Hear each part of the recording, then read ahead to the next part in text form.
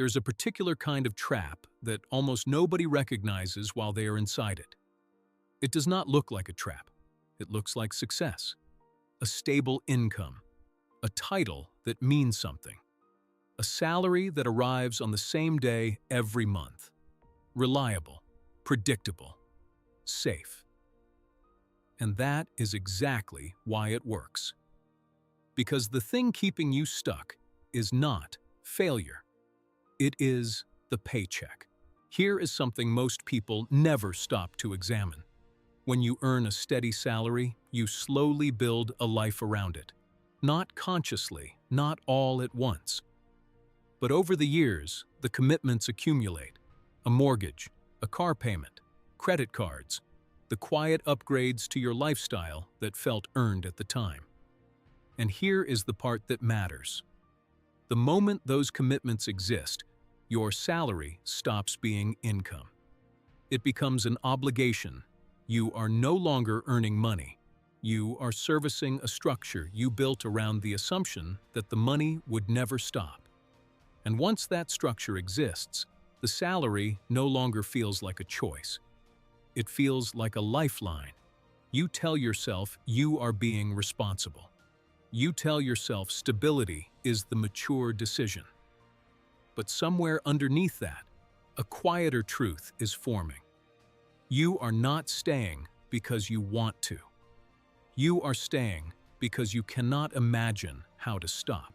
Now, here is where it gets worse. And this is the part almost no one talks about. The job does not just take your time. It takes the one resource you would need to ever escape it: your clarity. Think about what a high-pressure role actually consumes.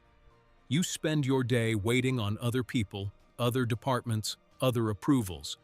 And then, the moment something lands on your desk, the pressure to deliver is immediate and unrelenting. Constraints everywhere, deadlines, compliance, management expectation. 100 small fires every single day. And by the time you leave, your body has stopped registering the difference between the office and home. The stress does not switch off when you walk out the door.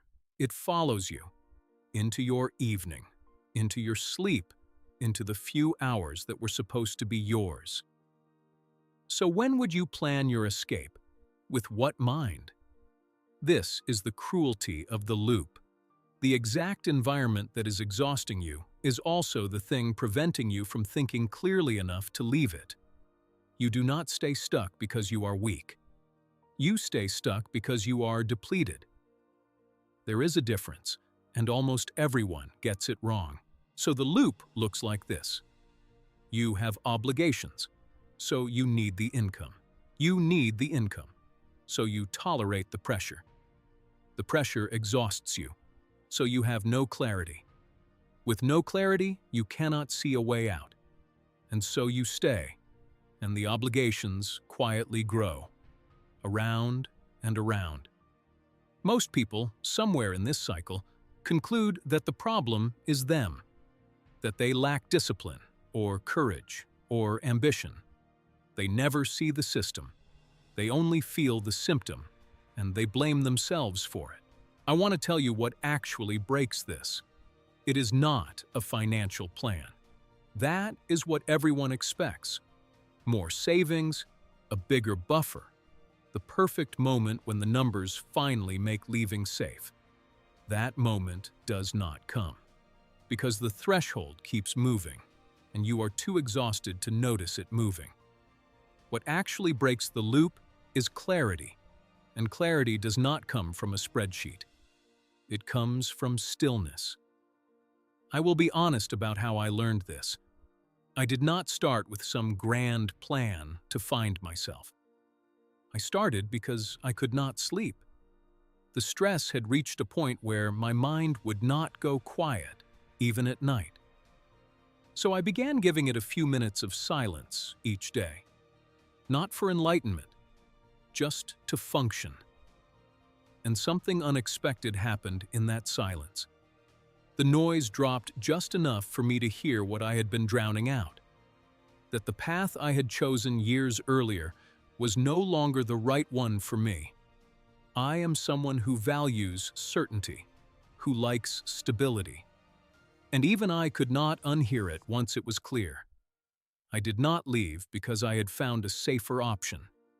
I left because staying had become more impossible than the uncertainty of leaving. The salary stopped being the question. So, if any of this sounds familiar, if you are exhausted, depleted, unable to switch off, I want to offer you a different way to see it. That exhaustion is not a sign that you are failing. It is information. You have been winning for a long time, just not for yourself. The burnout is not a defeat. It is a wake-up call, an invitation to reassess what you are actually building and who you are building it for. And the first step is not quitting. It is not a dramatic exit. The first step is creating just enough stillness to think clearly again. Because clarity is the thing they cannot pay you to give up. And it is the one thing that makes everything else possible.